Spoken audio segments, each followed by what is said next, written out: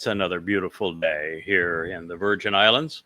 We thought we'd bring another episode from our ocean studio regarding what Dowd had to say in his 20th Mizmor. But before we jump into it, I want to draw listeners' attention to a post that I just presented both on X and on Facebook. It certainly appears all evidence is now indicating that Tyler Robinson, the young boy who killed Charlie Kirk, you see, he was not a liberal. He was not as the right-wingers, including Elon Musk and Donald Trump, want to claim that they are leftist Democrats. No, he was the opposite of that. He was extremely right-wing. His parents were Republicans. They were all MAGAs. And as it turned out, Tyler had a very keen fascination with Nick Fuentes. And Nick Fuentes is a very shady character. He's only 5 years older than the 22-year-old Tyler Robinson. But he has quite a resume in a very short period of time. He was one of the instigators in the riots in Charlottesville that turned deadly. He was one of the agitators of the January 6th incursion into the U.S. Capitol, a speaker at the event. He was a guest along with Kanye West as to a private dinner engagement with Donald Trump at Mar-a-Lago. He is a compatriot of Alex Jones. There's very little, actually, that separates Charlie Kirk's rhetoric from Nick Fuentes, other than Nick Fuentes is a bit more extreme. They're both racist, and that needs to be said. Charlie Kirk said very disparaging things about blacks, and he was beginning to say hideous things about Jews. Both were anti-Semites. Although Nick came out of the womb, I think, as an anti-Semite, while Charlie was growing into that role. Both were die-hard MAGAs. Both were huge Trump supporters, never able to get their mind around how they could be Christian, of which they both were Christians, overt Christians, evangelizing Christians, how they could claim to be moral and yet support a man who was a pedophile and a rapist and a convicted criminal. But it didn't seem to bother them any. They were both misogynists. Kirk, in a softer way, he just said that men ought to lord over women and that women are happier and more comfortable when men control their lives. It wasn't a whole lot of difference, actually, between them. But Nick Fuentes decided that Charlie Kirk was a rival because, you see, Nick Fuentes also suffered from an online mindset called Incels. Incels are self-acknowledged men who have no relationships with women. They're celibate, but not by choice. They're celibate because they can't get a date. And there's actually a whole culture around people who admit that they want to have a date with women, but they can't get any women to show any interest in them. They're miserable, self-loathing individuals who then turn into misogynists and objectify women and condone raping women, doing everything they can because they have no respect for women. And they ultimately have their enemy, what they call Chads, which are those like Charlie Kirk, who are actually able to find a pretty girl and get married. And so they become the enemies of those who even have the exact same message that they're touting. And this is likely what caused young Tyler Robinson who was a Christian, Mormon, right-wing, Republican, MAGA patriot, to take aim and kill Charlie Kirk. It gets down to that base of problem. But I shared the article mostly so that you would understand the self-loathing subculture of incels, their mindset, so that you would understand the nature of the slightly more extreme version of Charlie Kirk, which is Nick Fuentes and his ilk, Candace Owen, Tucker Carlson now, Alex Jones. And so that you would understand that when MAGAs are now blaming the liberals for killing their buddy, not so. Was somebody ever so slightly right of Charlie Kirk who killed Charlie Kirk? MAGA has a problem. And the problem begins and ends, of course, with Donald Trump. So I wanted to share that with you. I posted it both on Facebook and on X for your edification. And I also want to begin this program by recognizing that Israel is in a horrible spot right at the moment. And they've made their own bed. There is now a very strong movement afoot for the United States to back away from Israel, which, as I've said in our previous program last night, is the strategy of those who actually run the U.S. administration.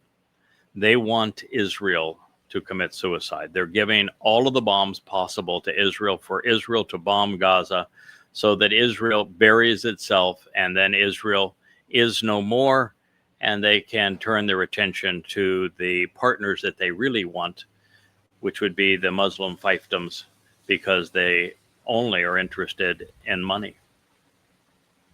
And Israel is a impediment to cementing better financial relationships with the thugs who run Saudi Arabia and Qatar and United Arab Emirates and Kuwait and Iran and the like.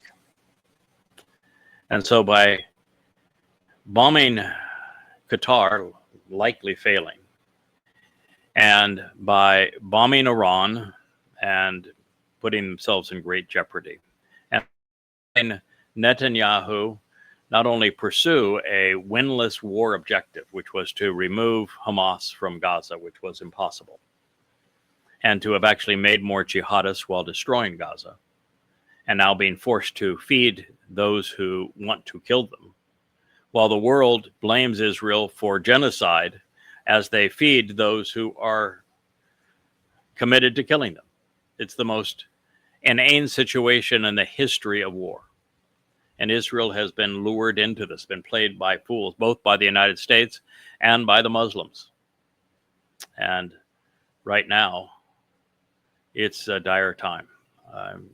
Israel is to the point where it will have no allies.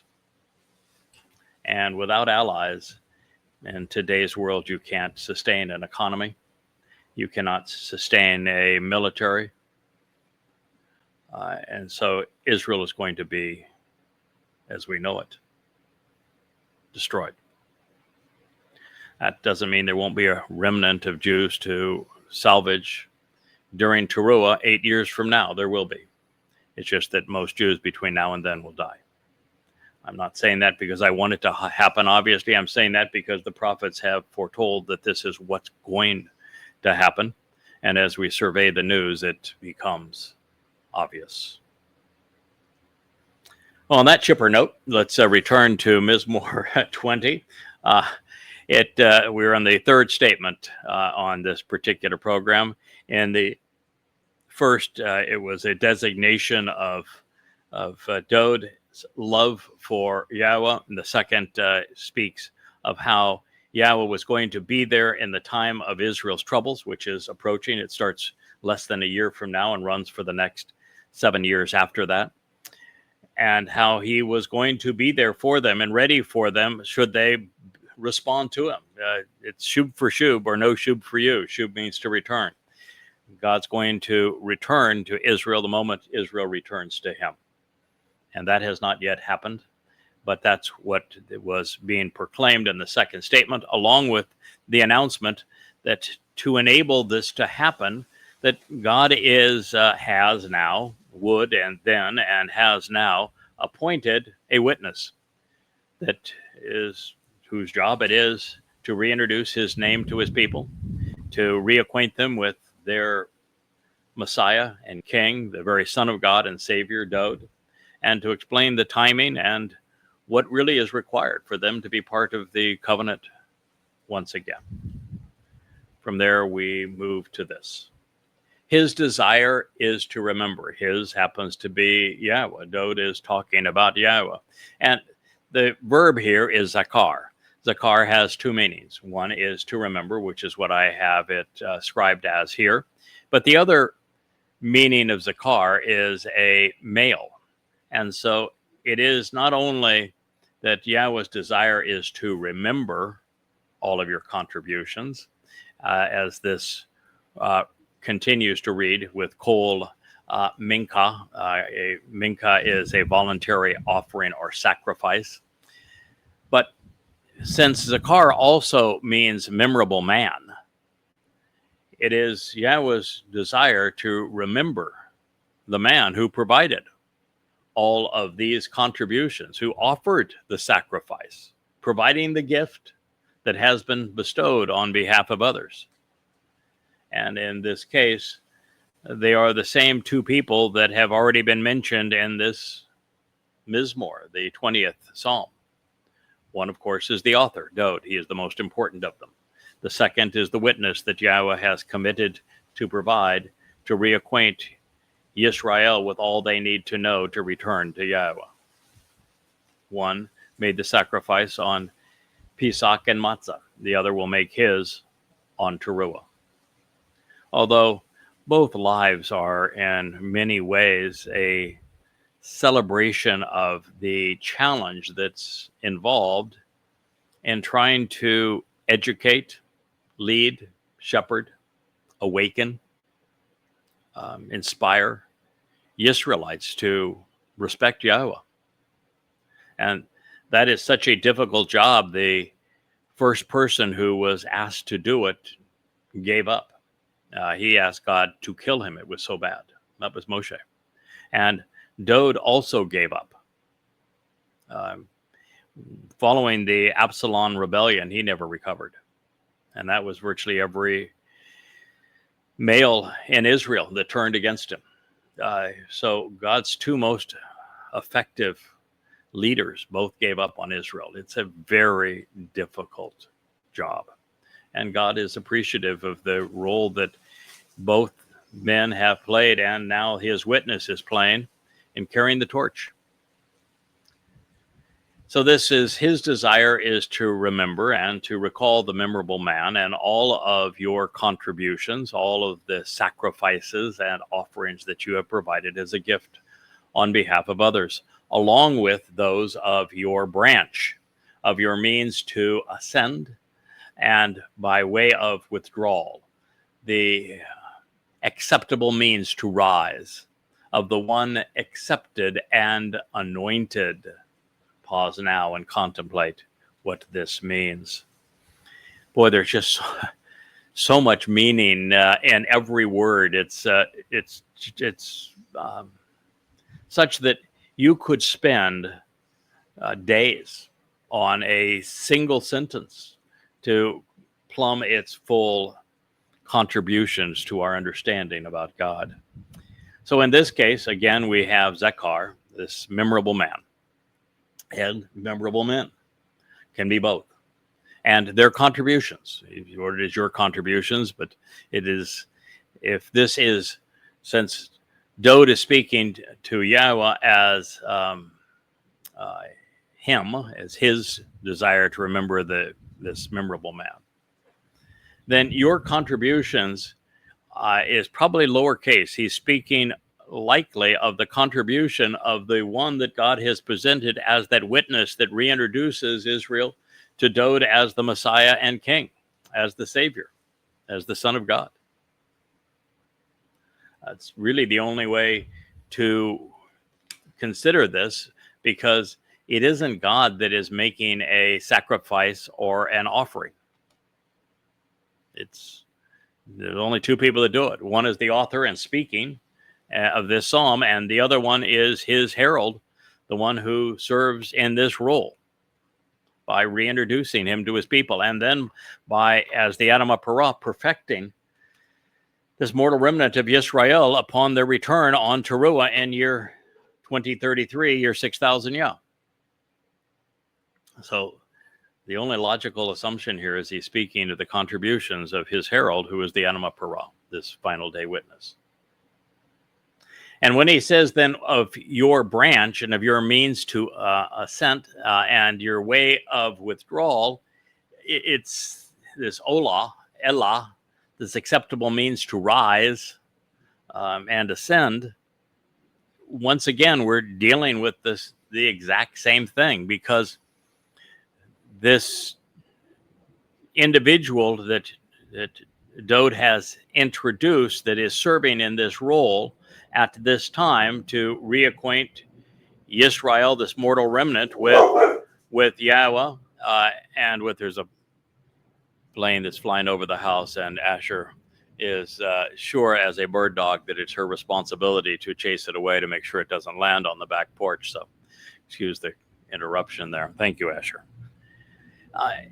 This individual is, like Dowd, called a branch. He is a secondary branch, but Choter, which is the term that is used both by Dowd in the 14th Mashal, he's the one who introduces the Choter to the world, and then by Yashayah in the 11th chapter, some 300 years thereafter, that this Choter is a branch. He is a stem. He is a sucker, one who brings new life to the falling trunk and stump and roots that were Israel when Israel was in a productive relationship with Yahowah, that is rooted in all that Dowd represents and that the covenant represents.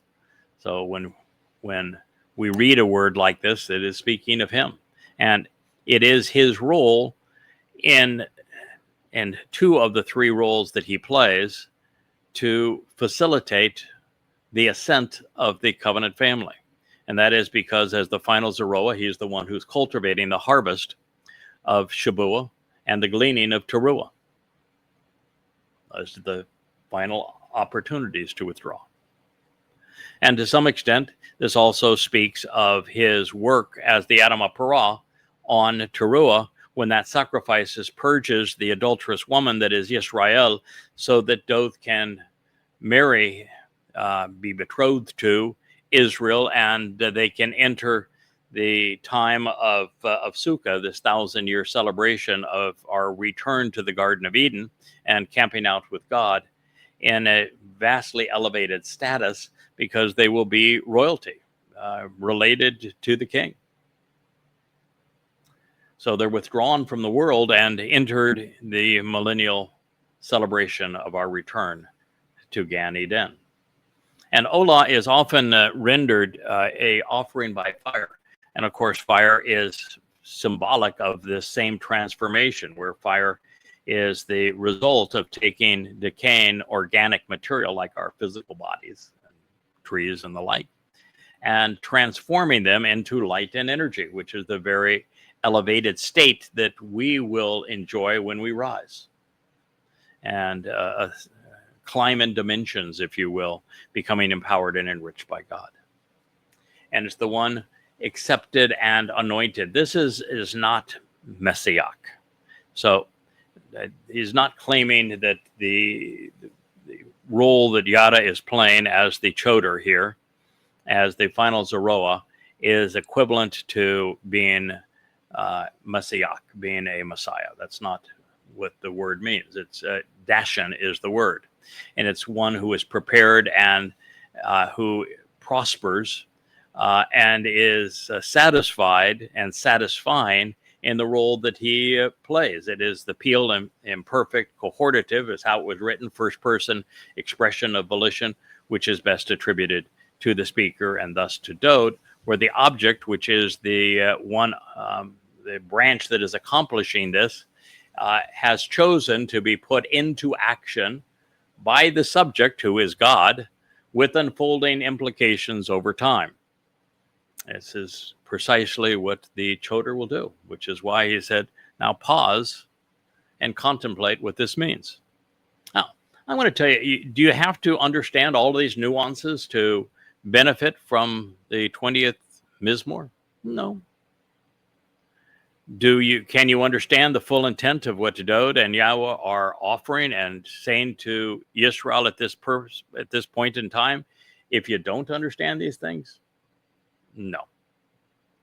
So you don't need to all understand it all to benefit somewhat from it, but you'll never understand all that God is trying to convey to us and to his people at this time if you don't. And that's why the encouragement was to pause and contemplate this. So long. So mutually beneficial relationships are obviously, they're reciprocal. Therefore, it's appropriate for Yahowah to contribute on behalf of those who have made contributions to his people. And in this regard, there are two individuals who stand out.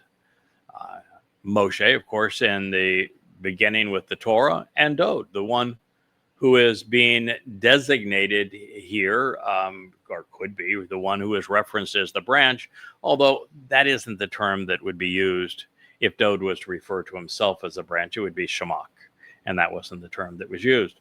So since there is no reference here to anything that would pertain to Moshe, and Moshe was 400 years prior to Dowd, and this is obviously speaking of the last days, based upon what we read previously.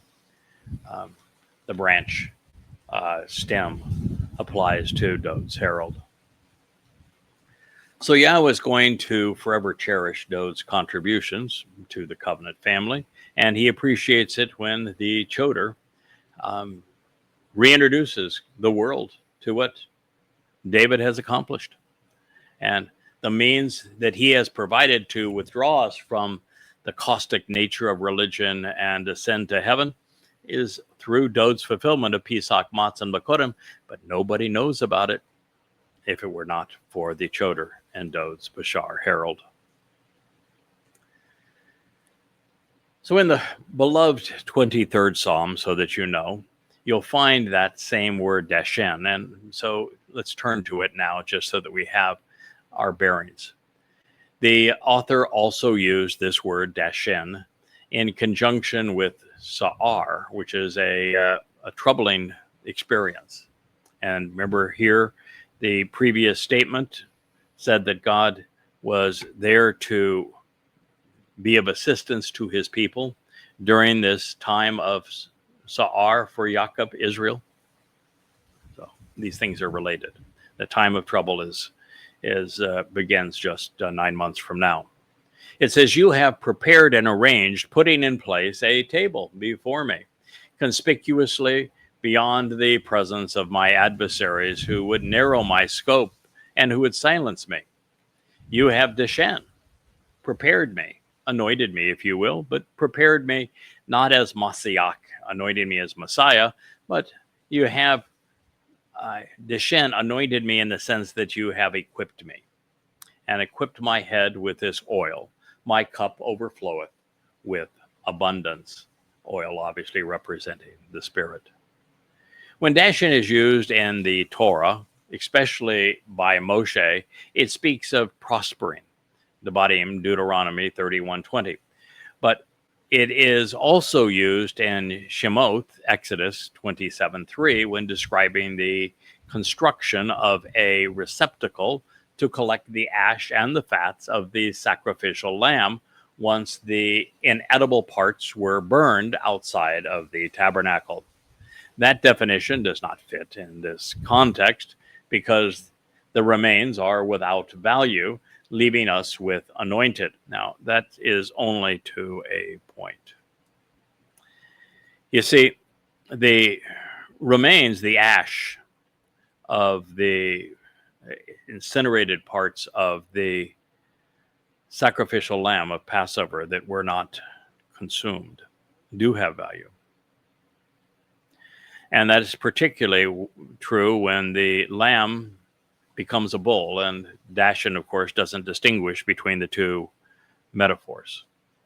When the Adamah Parah is sacrificed on Towrah, it is the ash that is going to be beneficial in cleansing and purging the religious guilt of the mortal remnant of Israel, so that they can be present when Yahowah and Dowd return and enter the millennial celebration of the Shabat on Sukkah.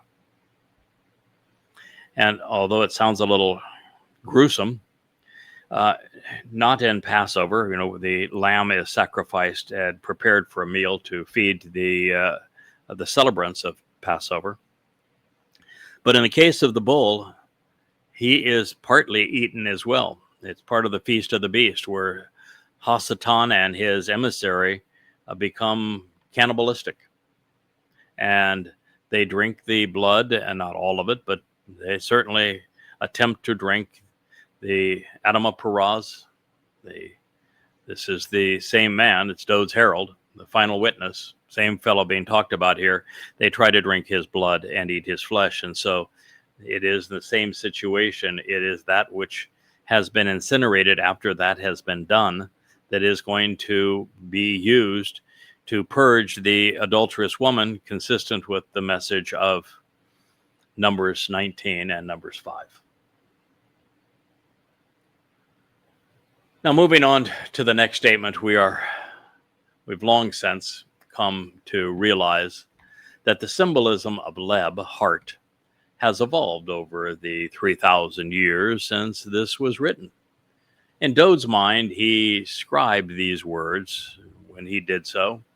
The heart was not the seat of emotion. It was the place of judgment, the place where observation and experience coalesce with character and intellect to produce the best possible plan of action.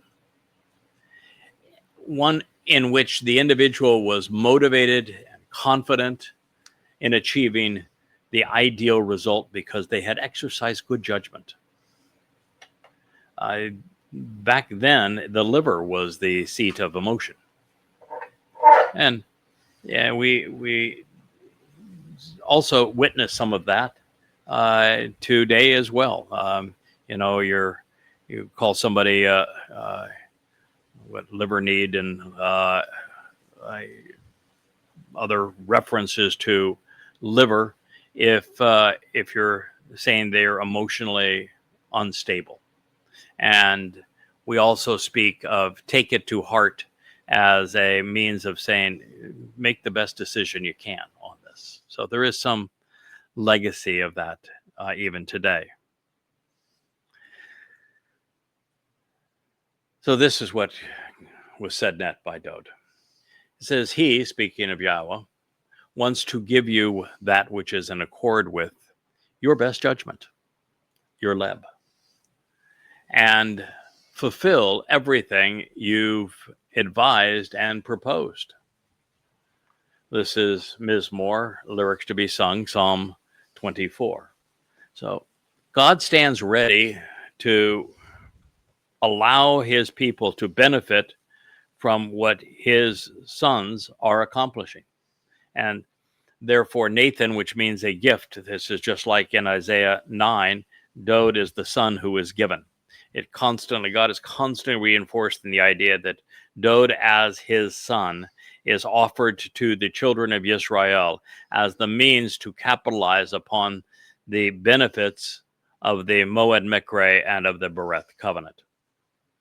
And to a lesser degree, Dowd's herald, this Choter stem, is offering the same thing. He's serving in the same role.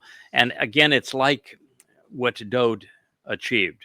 Dowd being crucified on Passover would have been nothing but a ghoulish scene if Yahowah hadn't used his body in that way to serve as the fulfillment of the promise that Pesach delivers, which is opening the doorway to life.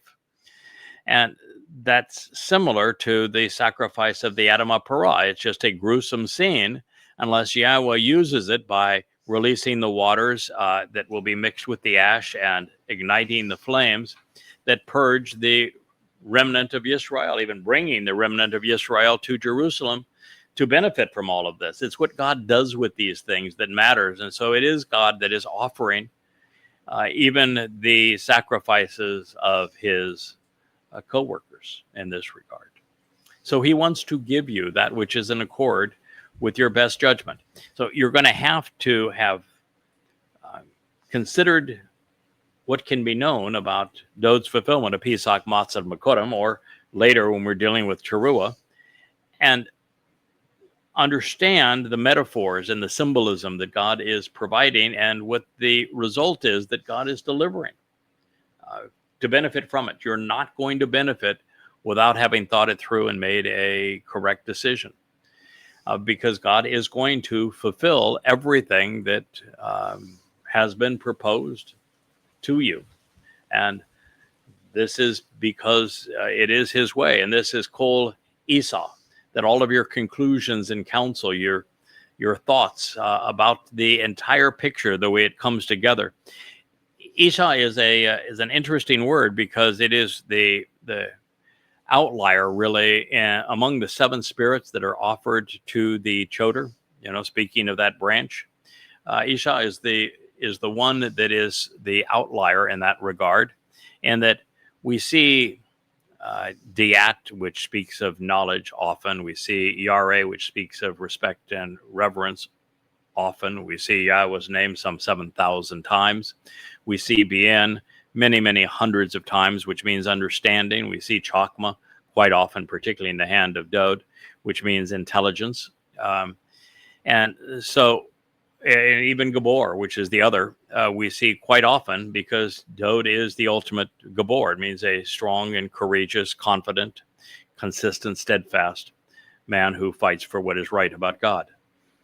But it says the one that we don't see very often, and it is this ability to be able to frame the issue and present the entire picture from the proper perspective so that this individual can be among the few who, like Dowd, can lay out the entire portrait that God has painted and can explain from beginning to end what God is offering, and to do so in a way that the listener can capitalize on what God is proposing for his people.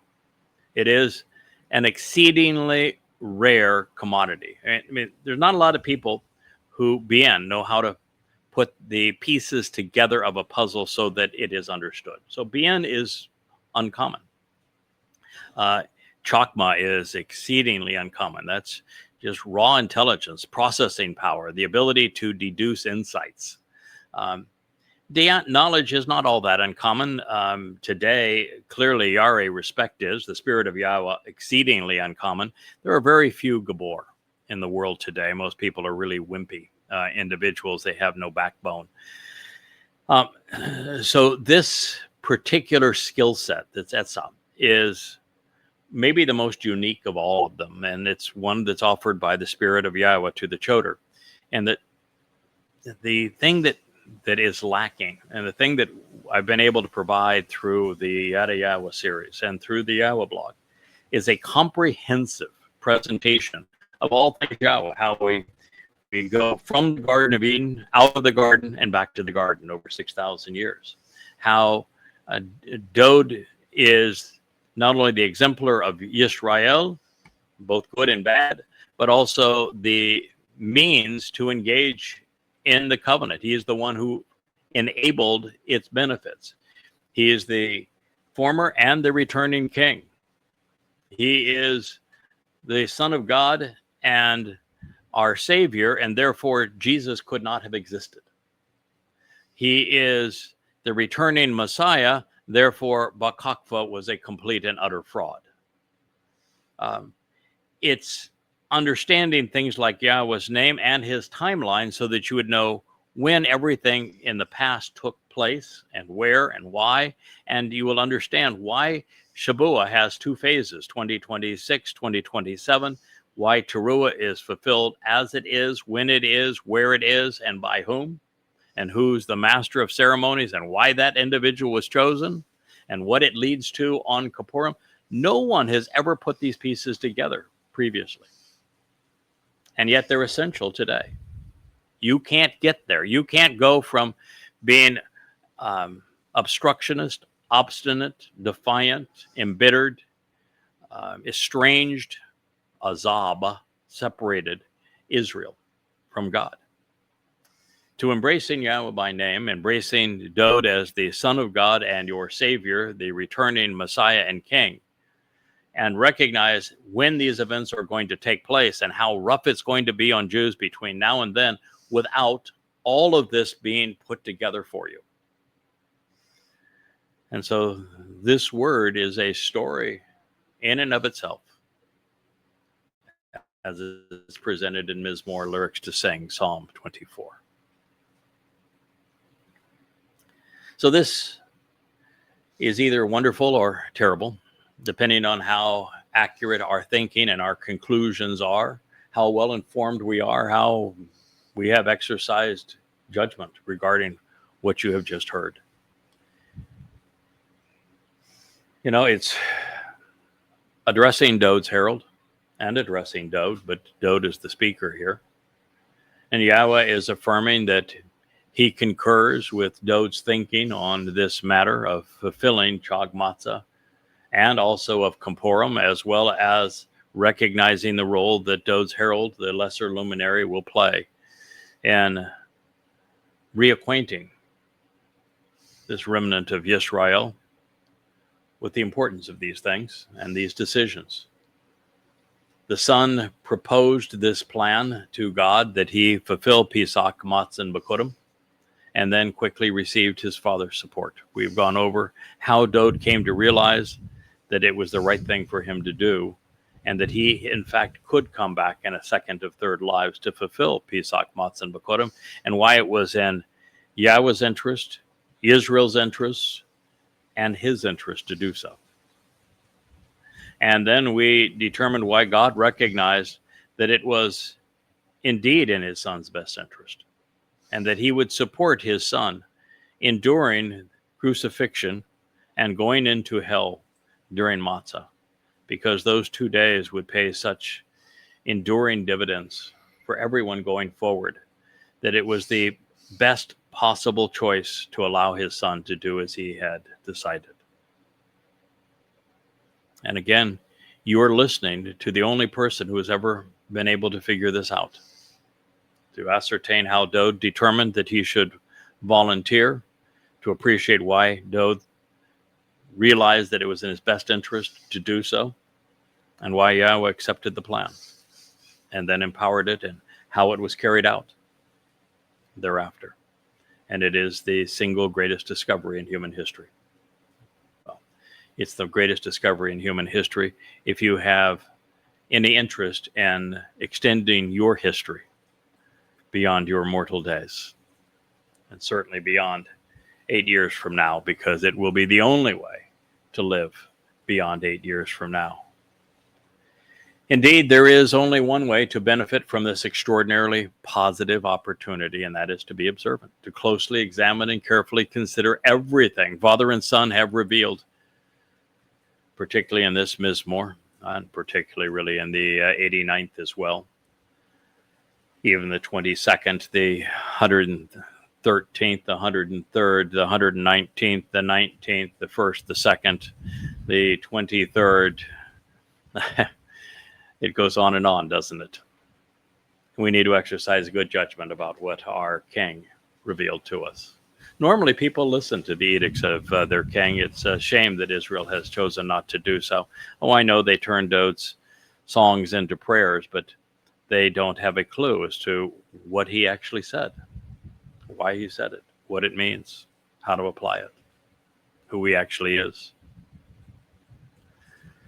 Now, so that we're on the same page, there are 4 reasons that I was led to present Mizmor 20 before commencing with our review of Psalms 6 and 7, since we have already made our way through 1 through 5.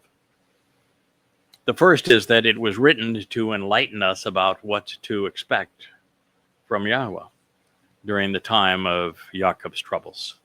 And they are fast approaching. So you have very little time to process this information.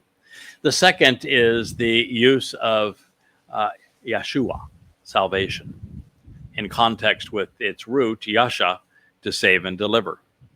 The third is Dagal, to look at and to celebrate a conspicuous banner, because that is what God has promised to raise for you at this time.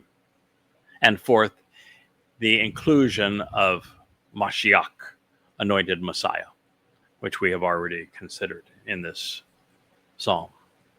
And that, of course, is Dowd and David. So in the next 2 statements, we will find all 4 of these words. It is worth our investigation of this Mizmor for that alone. And look at the treasures we have already received.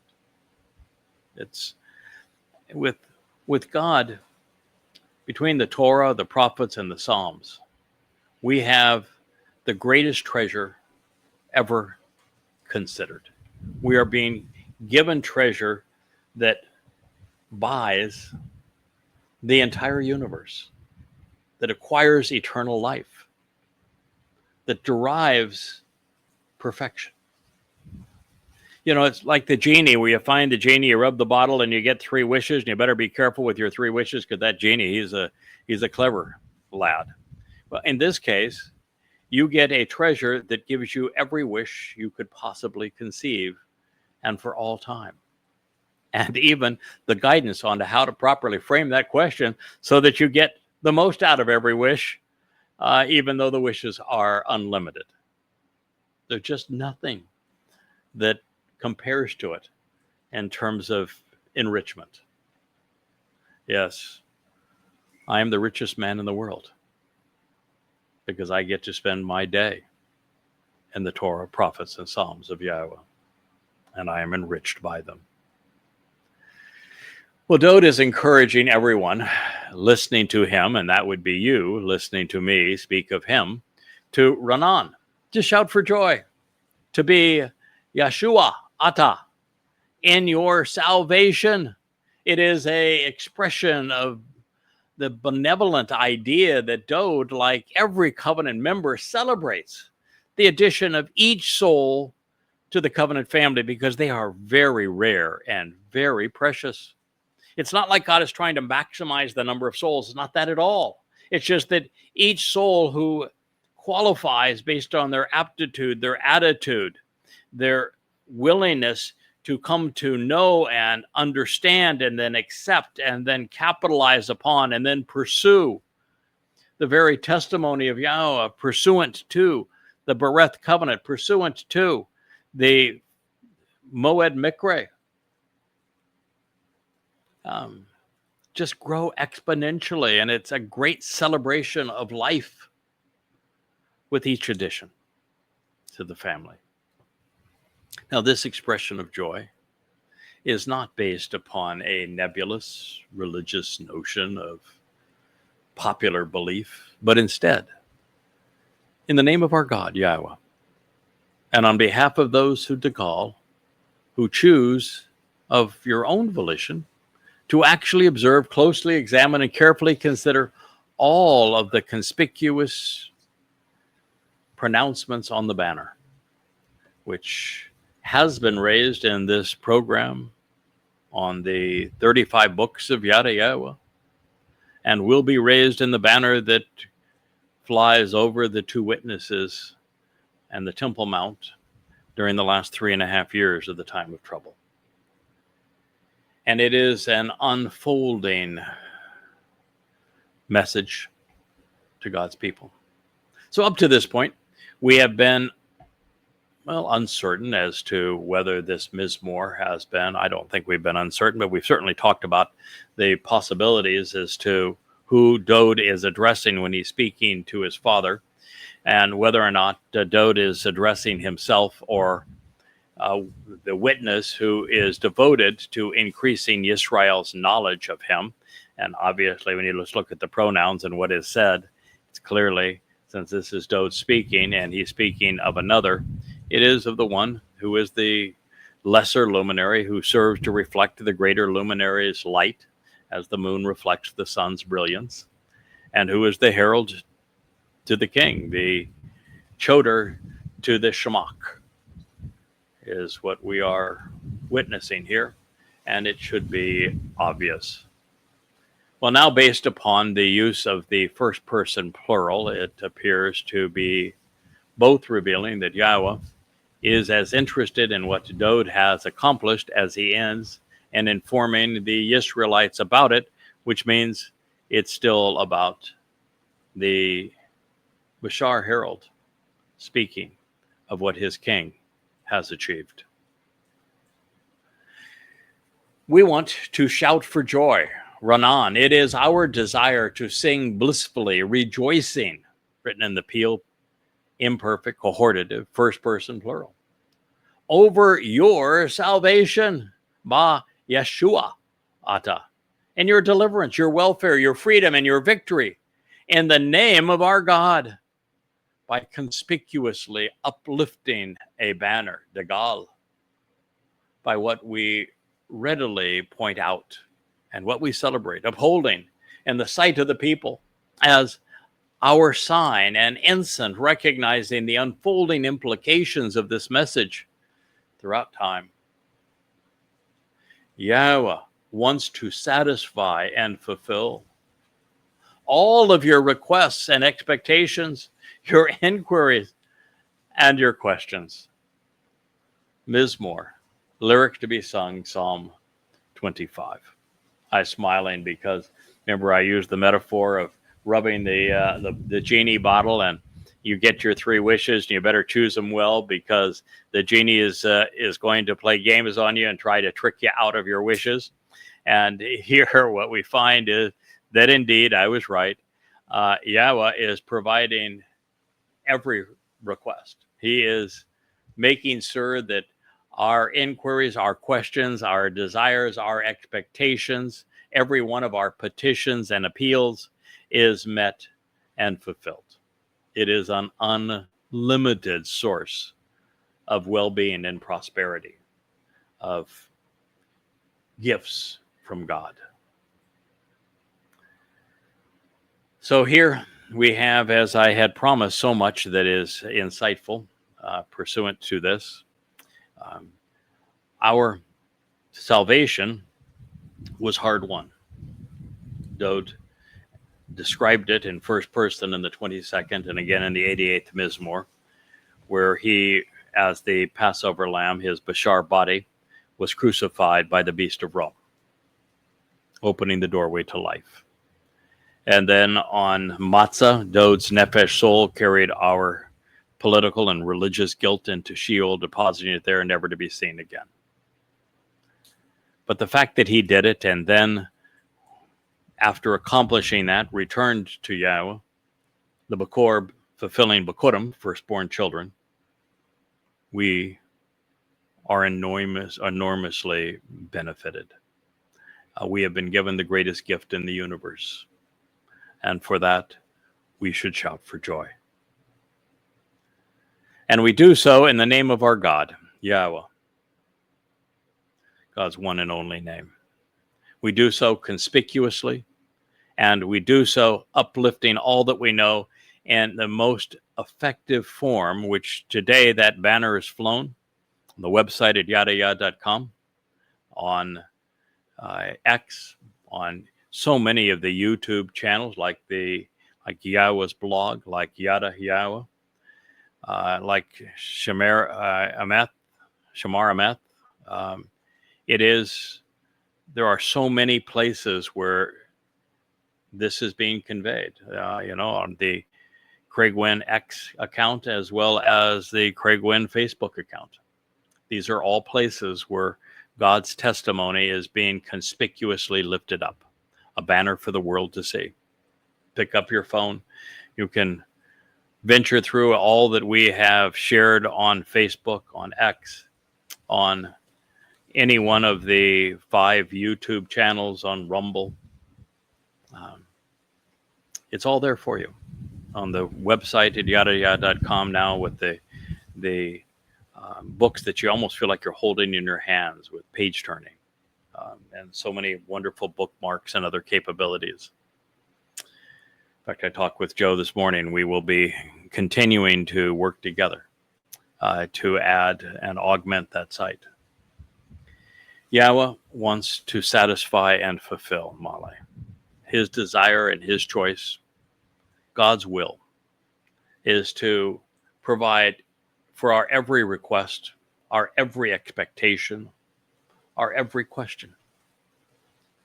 He's there to support everything we need. What a father.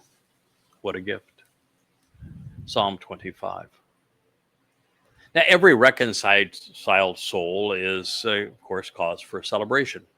So whether this is Father and Son, or Messiah and his foremost messenger, well, either way, we are jubilantly singing. And there really isn't that much difference, truthfully. Well, there's a gargantuan difference between Dowd and his herald. Dowd is king. He is the firstborn son of God. He is the chosen one. He is our Messiah. He is the one who is returning as all things pertaining to God's influence. He is the one who is brilliant as the sun. He is the greater luminary. He is all things spectacular. But his message, what he's offering, really isn't any different than what his herald is offering. His herald is reflecting what he has done. The lesser luminary is reflecting the greater luminary's brilliance, see not? Or both serving the will of Yahweh on behalf of Yehudim. What really is the difference in any one of those things? Dowd provided salvation by fulfilling Pesach and Matzah. No one would know it if the herald didn't point it out. They both play a role. And the role that they play is to serve collaboratively on behalf of Yahweh, to an extent that all of those who will make a contribution because of their attitudes and aptitudes and the decisions that they have made throughout eternity in the covenant family will know what they need to know to be part of it. Yahshua has referenced this same banner, by the way, and I think most of you know it, in association with the Choter. It's in Isaiah 11. It's called a nesh, a banner or sign. Dowd has chosen Dagal to describe the same sign or banner, revealing that either Father and Son and or Messiah and his messenger will be lifting it up for all to see. I personally think that this banner will fly forevermore. I think that the first aspects of it are consistent with what Dowd's son Solomon had to say on the Sermon on the Mount, when on a Towrah he explained that there would be a Nakri, an observant foreigner, and that it was essential for Israel to read and to listen to all he had to say and then act upon it, and that it would be as if his words and message would literally come out of the sky, come out of the heavens. And so in a very real way, it was presented at that time. Dowd is presenting it, of course, a generation before his son would speak of it. And then Yahshua took the next step and described it even more completely. It is also in the prophet Yoel, who speaks of this banner. Zakar does as well, and of it being unfurled for all Israel to see. And because it begins preceding the time of trouble and then takes us all the way through to the end and then serves a function of education thereafter, there's every reason to see that its first glimmerings are on the Yada Yah website with all of the books, and now on the revised Yada Yahowah.com website with the integration of the Yahowah blog and the library of books, and that it is now being presented on X and on Facebook and on YouTube, and that God will eventually augment all of that and lift it up above the Temple Mount. But, as we go into the millennial Shabbat and God writes his Torah instructions inside of us, there's still going to be teachers that are going to explain it. And, the best way to do that is to have a communication mechanism that all people around the world can learn from simultaneously. And so I think this banner is going to be an enduring part of that education process as we go forward.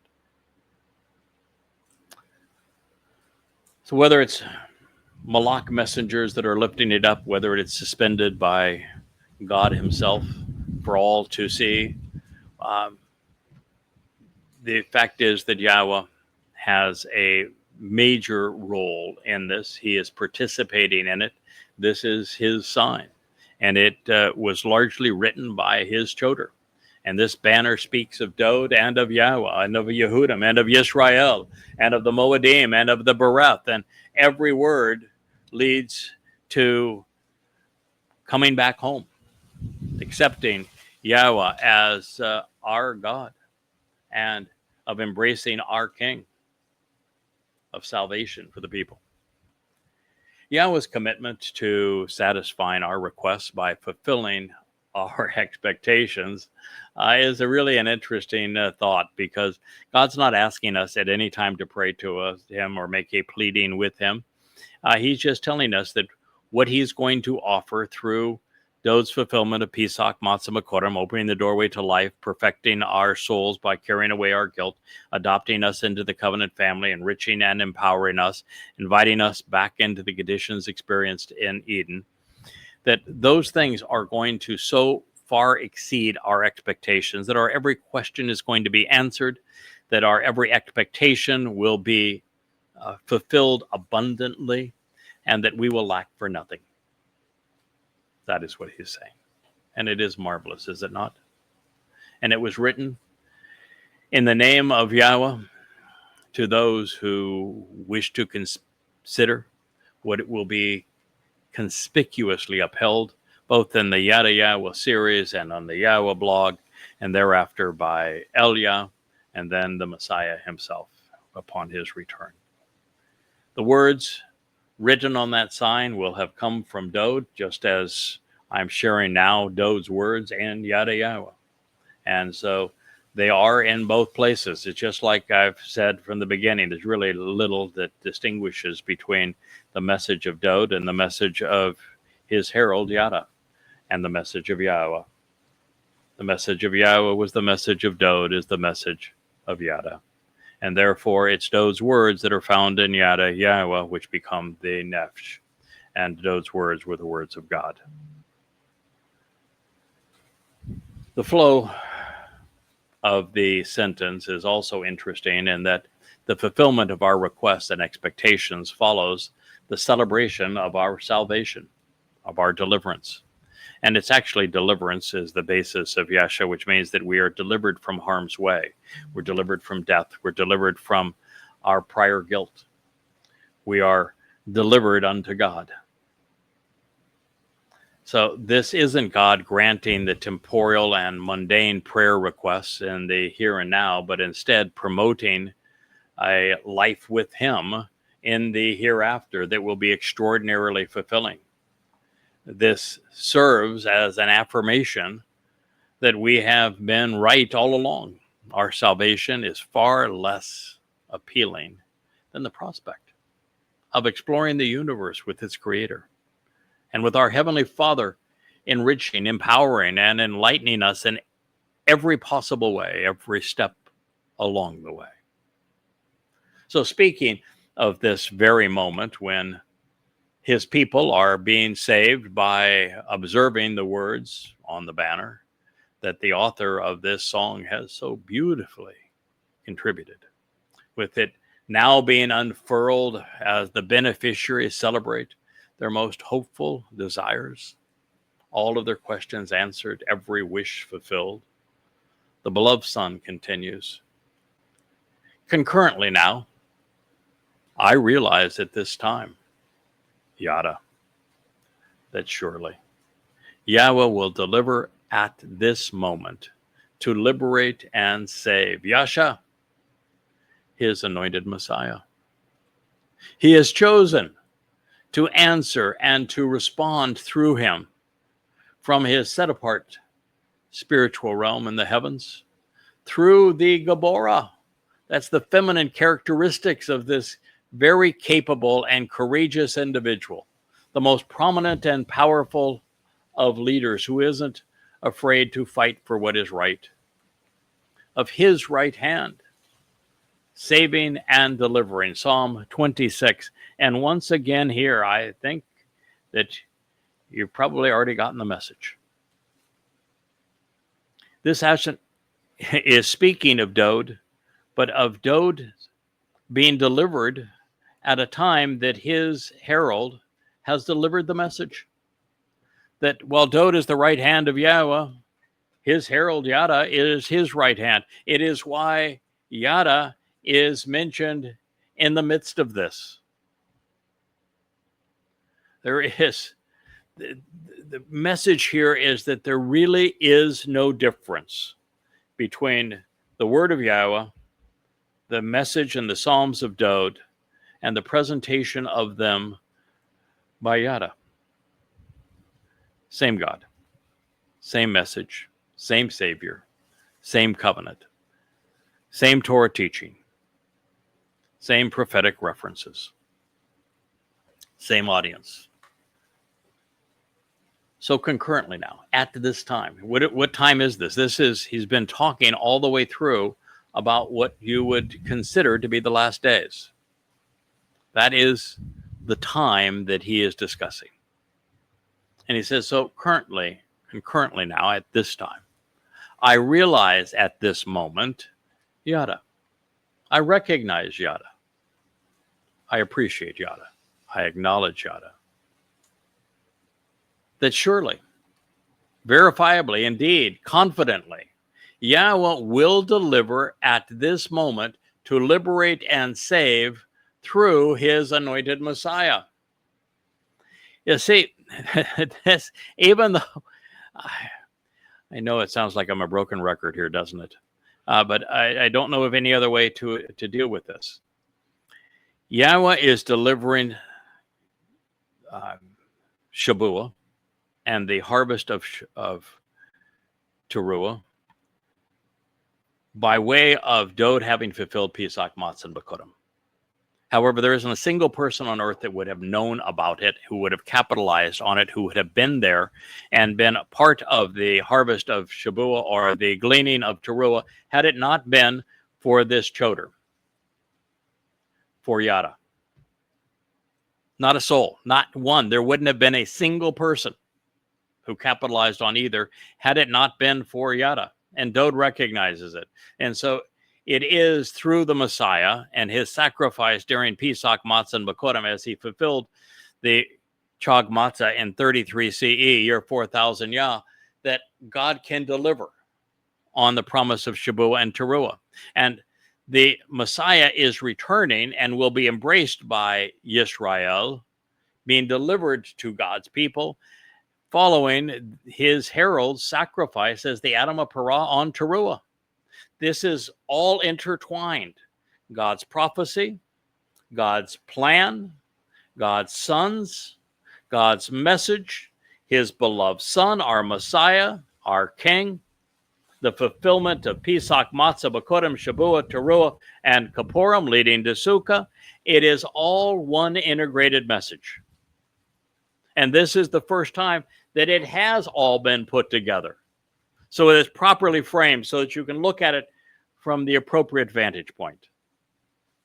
So that you will recognize that the anointed Messiah is Dowd David, not Bar Kokhba, not Jesus, not Muhammad, but Dowd David.